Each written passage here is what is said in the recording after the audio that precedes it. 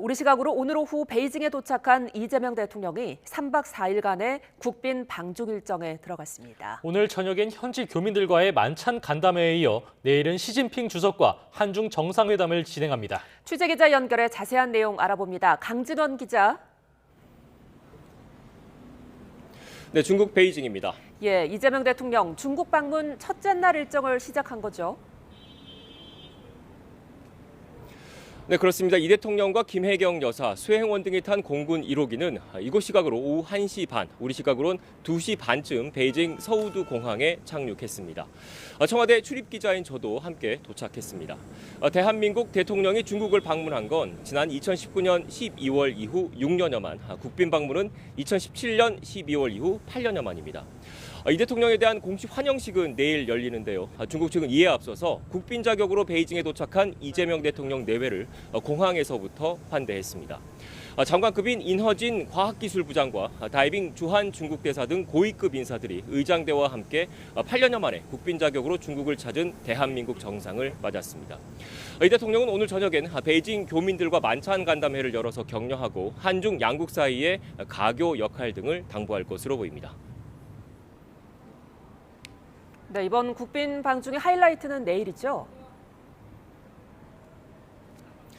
그렇습니다. 3박 4일간의 중국 방문 기간 중 내일 하루 예정된 일정이 가장 많고 또 중요합니다. 이 대통령은 우선 오전엔 한중 비즈니스 포럼에 참석해서 양국 경제 협력 확대 방안을 논의할 예정입니다. 이 자리엔 국내 주요 그룹 총수 등 재계 대표 인사들도 함께합니다. 오후엔 시진핑 중국 국가주석을 만납니다. 공식 환영식에 이어서 지난해 11월 경주 에이펙 정상회의 때 이후 2달여 만에 한중 정상회담이 다시 열리는 겁니다. 이번 회담에선 두 나라가 직면한 민생과 평화 문제가 논의될 거라고 청와대는 설명했습니다.